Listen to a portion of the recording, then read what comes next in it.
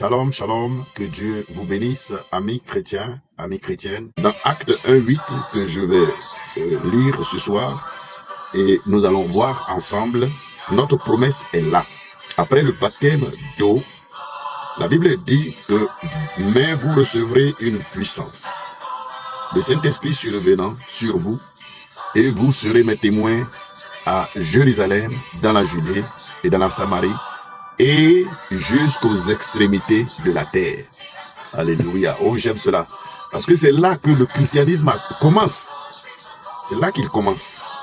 C'est-à-dire que le christianisme a commencé à Jérusalem. C'est maintenant que d'autres croyances pensent que le christianisme a changé de capitale. Oh non, les gens ont oublié Jérusalem. Tout a commencé là. Parce que Jésus-Christ de Nazareth, lui, il a apporté la parole sous forme de sémence. Mais pour la continuation du livre que lui, il représentait, sa vie, il a dit, si je ne vais pas, le Saint-Esprit ne viendra pas.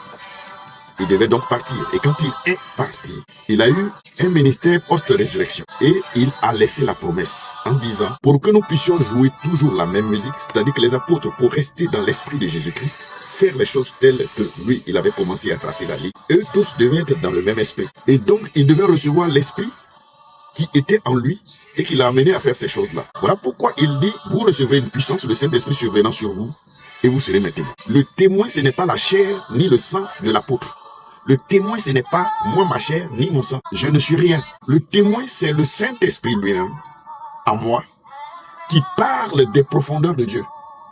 Le témoin, c'est le Saint-Esprit lui-même, dans les apôtres, parlant des profondeurs de Dieu. Car plus tard, Paul va le dire dans le livre des Corinthiens, qu'est-ce qui peut connaître les profondeurs de Dieu, si ce n'est l'Esprit de Dieu? Qu'est-ce qui connaît les profondeurs de l'homme? C'est l'Esprit de l'homme. Donc c'est l'Esprit de Dieu qui pourra vous amener à comprendre la parole de Dieu, la pensée de Dieu. On ne peut pas contourner cela. C'est par là que le christianisme a commencé. Vous devez recevoir la puissance.